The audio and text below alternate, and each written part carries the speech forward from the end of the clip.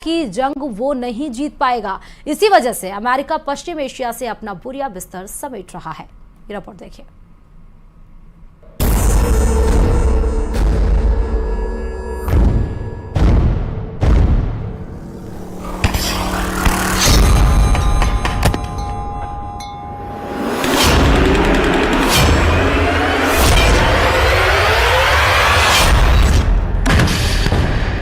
Iran के war game का पूरा प्लान सामने आ गया है।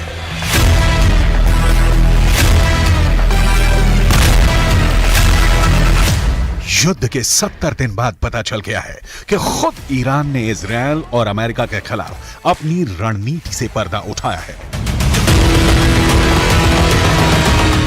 ईरान ने बता दिया है कि उसका अगला वार क्या होगा, कहां होगा और कब होगा। ईरान ये तो पहले ही कह चुका है कि पश्चिम एशिया में बहुत बड़ा धमाका होने वाला है। ऐसा धमाका जो कयामत ला देगा, जो सब कुछ मिट्टी में मिला देगा, जिसे ना इजरायल रोक पाएगा ना अमेरिका।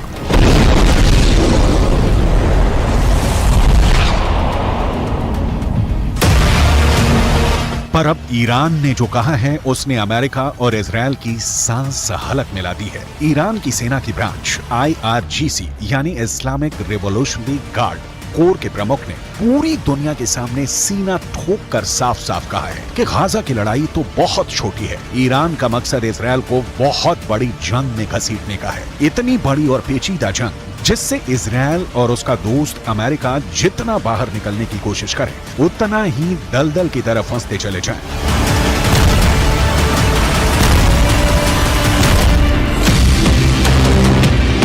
ईरान के इस वॉर गेम में तो गाजा बस एक शुरुआती पॉइंट है। ईरान की साजिशों का जाल गाजा से शुरू होकर इजरायल के पड़ोसी देशों लेबनान, सीरिया, इराक और इजरायल के दक्षिण में मीलों दूर बसे यमन तक फैला हुआ है। ईरान गाजा में तो हमास के पीछे खड़ा ही है। वो लेबनान में चरमपंथी संगठन हिजबुल्लाह से भी इजरायल पर हमला करवा रहा है और इजरायल के दूसरे पड़ोसी देश सीरिया में तो खुद ईरान मौजूद है। उसने वहां से इजरायल को घेर रखा है। सीरिया और इजरायल के बीच भी आए दिन हवाई हमलों की खबरें आ रही हैं और कुछ वक्त पहले इस लड़ाई में ताजा एंट्री हुई है यमन के हूथी विद्रोहियों की। अमेरिका ने अपने एयरक्राफ्ट कैरियर, लड़ाकू विमान और मिसाइल डिफेंस सिस्टम पश्चिम एशिया में तैनात किए तो ईरान ने यमन में अपने समर्थन वाले हूथी विद्रोहियों को इजरायल के पीछे छोड़ दिया। हूथी विद्रोही फिलिस्तीनियों का साथ देने के नाम पर इजरायल पर मिसाइल छोड़े जा रहे हैं। हूथी विद्रोहियों ने तो यमन के बगल में मौजूद लाल सागर को भी जंग का अखाड़ा बना दिया है। वो वहां से गुजरने वाले हर जहाज पर हमले कर रहे हैं।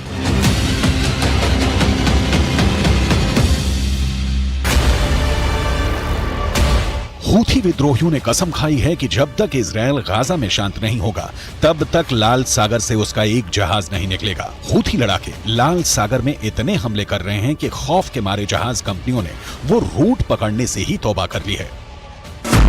इस वजह से एशिया से यूरोप और यूरोप से एशिया जाने वाले पानी के जहाजों को पूरे के पूरे अफ्रीकी महाद्वीप का लंबा चौड़ा चक्कर लगाना पड़ रहा है, जिससे सफर महंगा हो रहा है और पूरी दुनिया पर उसका असर पड़ने लगा है।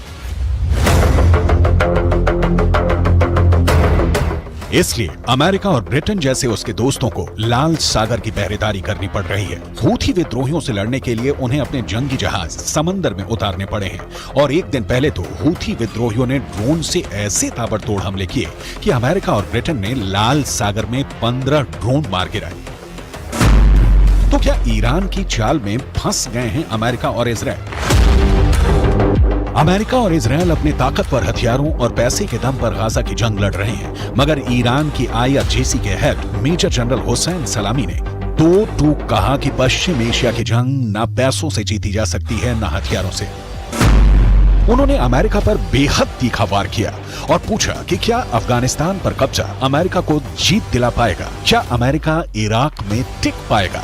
क्या अमेरिका सीरिया में जीत पाया या उसने वहां सिर्फ पैसा पानी की तरह बहाया? क्या अमेरिका करोड़ों डॉलर खर्च करके लेबनान या यमन में कुछ हासिल कर पाया या फिर उसे हार कर मैदान छोड़ना पड़ा? ईरान के मेजर जनरल ने अमेरिका पर जो सवाल उठाए वो अहम है। अफगानिस्तान उसका सबसे ताजा उदाहरण है। अमेरिका ने वहां 20 साल तक अपनी सबसे लंबी जंग लड़ी, मगर 2 दशकों में भी वो वहां से तालिबान का सफाया नहीं कर पाया। तो क्या ईरान अमेरिका की अफगानिस्तान वाली गलती को उसके और इजराइल के खिलाफ अपना हथियार बनाना चाहता है? क्या गाजा को इजराइल के लिए अफगानिस्तान बना देगा ईरान?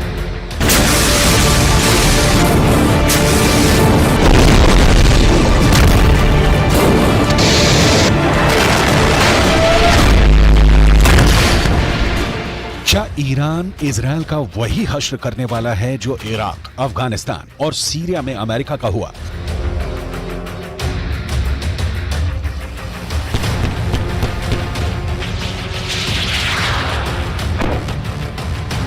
ये सवाल इसलिए क्योंकि जिस दूसरे विश्व युद्ध के बाद अमेरिका सुपर पावर बनकर उभरा, उसके बाद वो मुश्किल से ही कोई अहम जंग जीता है। अमेरिका के साथ मुश्किल ये है कि वो एक साथ दुनिया के अलग अलग कोनों में कई मोर्चों पर लड़ रहा है। और जयपुर से बड़ी खबर आपको बता दें, जेजेएम यानी कि जल जीवन मिशन में भ्रष्टाचार का महा बड़ा खुलासा हुआ है। एनजेजेएम की रिपोर्ट में बड़े भ्रष्टाचार का खुलासा हुआ है। एनजेजेएम की टीम ने की थी मामले की जांच। रिपोर्ट में भ्रष्टाचार और अनियमितताओं से पर्दाफाश हुआ है। बेहद घटिया गुणवत्ता सामग्री लगाए जाने का खुलासा हुआ। केंद्र की थर्ड पार्टी इंस्पेक्शंस के निर्देशों की धज्जियां उड़ी हैं। बड़ी खबर आपको बता रहे, इस बीच में जयपुर से बड़ी खबर, जेजेएम में महाभ्रष्टाचार का बड़ा खुलासा किया गया है। साफ हो गया कि घटिया सामग्री का सामान इस्तेमाल किया गया था।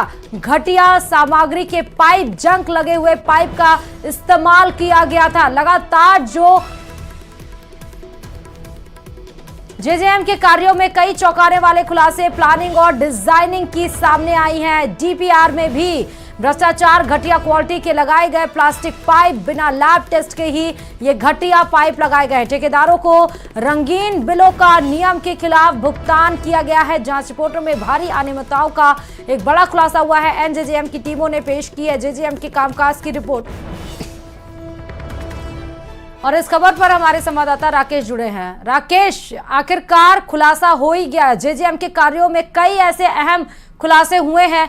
एक महाभ्रष्टाचार का पोल अब सामने आ गया है। राकेश, बिल्कुल, देखिए जिस तरीके से न्यूज 18 लगातार जल जीवन मिशन में भ्रष्टाचार के मामले उजागर करता रहा है, उसके बाद राष्ट्रीय जल जीवन मिशन जो केंद्र सरकार की एक बहुत बड़ी एजेंसी है, उसने इस जल जीवन मिशन के कार्यों की समीक्षा की है और जो रिपोर्ट आई है वो बेहद चौंकाने वाली है। चूंकि पिछली सरकार ने राजस्थान में जो जल जीवन मिशन के कार्य करवाए गए हैं, उन कार्यों में बहुत बड़े पैमाने पर भ्रष्टाचार हुआ है। यहाँ तक कि जहाँ पर जो स्टील के पाइप लगने थे, उन पाइपों की जगह प्लास्टिक के पाइप लगाए गए। और चौंकाने वाली बात यह है कि इन प्लास्टिक के पाइपों की गुणवत्ता भी जांच नहीं की गई। हाँ। और रनिंग बिलों का ही ठेकेदारों को भुगतान कर दिया गया। यानी जहां पाइप, जो लोहे का पाइप लगभग 2 से 2.5 हजार रुपए का एक अगर पाइप माने हम, तो वो उस पाइप की जगह एक 150 रुपए का पाइप लगाया गया और उसकी जांच के बिना ही भुगतान किए गए। साथ ही जो एक हमेशा डिजाइन और जो अप्रूवल का जो एक कंसेप्ट होता है, ड्राइंग डिजाइन, उसकी बिना अप्रूवल के ही निर्माण कार्य शुरू किए गए। यानी जो नींव रखी गई जल जीवन मिशन के कार्यों की, उनमें भी भ्रष्टाचार सामने आया है। जल जीवन मिशन के कार्यों के लिए एनजेजेएम की टीम ने राजस्थान के कई जिलों का दौरा किया। उन तमाम जिलों में जब जांच की गई तो ये सामने आया कि इस भ्रष्टाचार में सिर्फ ठेकेदारी शामिल नहीं थे, बल्कि जलदाय विभाग के उच्च अधिकारी भी शामिल थे। क्योंकि जिस तरीके से भुगतान किया गया है कार्यों का, वहां पर थर्ड पार्टी इंस्पेक्शन के दिशा निर्देश जो है केंद्रीय जल शक्ति मंत्रालय ने जारी किए थे और थर्ड पार्टी इंस्पेक्शन के बाद ही इन बिलों का भुगतान होना था। लेकिन यहाँ राजस्थान में जो निर्माण कार्य हुए हैं, उनकी जांच के लिए थर्ड पार्टी के लिए मैन पावर ही नहीं था। यानी बिना कार्यों की गुणवत्ता, बिना निर्माण सामग्री की गुणवत्ता की जांच के ही जो अधिकारियों ने ठेकेदारों को बिलों का भुगतान किया है। इसमें सबसे बड़ी बात यह है कि जिन फर्मों को ब्लैकलिस्ट होना चाहिए था, एनजेजेएम की टीम ने अपनी रिपोर्ट में लिखा है कि ऐसे ठेकेदारों के को जो विभाग के अधिकारी और संबंधित एजेंसियां हैं, उन्होंने जो है कहीं ना कहीं बचाया है और उनके साथ उनकी मिलीभगत संलिप्तता भी सामने आई है। जो पाइप लगाए गए हैं, डीआई पाइप और जो एचडीपी पाइप है, उन पाइपों के लिए जो फैक्ट्री के दिशा निर्देश थे कि क्या कुछ वहां पर होना चाहिए था, किस तरह की गुणवत्ता मेंटेन करनी चाहिए थी, वो भी उन फैक्ट्रियों में नहीं पाई गई। तो लगाई गई निर्माण सामग्री में तो बिल्कुल ही नहीं पाई गई है। राकेश, यानी इसका मतलब ये है कि इतना बड़े सीमा पर भ्रष्टाचार और किया गया है और इसीलिए जब बारिश या मौसम खराब होता है तो जीवन लोगों के अस्त व्यस्त हो जाते हैं, सड़कों पर पानी जल भराव की समस्या आने लगती है। बहुत बहुत शुक्रिया राकेश तमाम जानकारी देने के लिए इस खबर पर। तो जेजेएम में महाभ्रष्टाचार का महाखुलासा हुआ है। नेशनल यानी कि केंद्र जल जीवन मिशन ने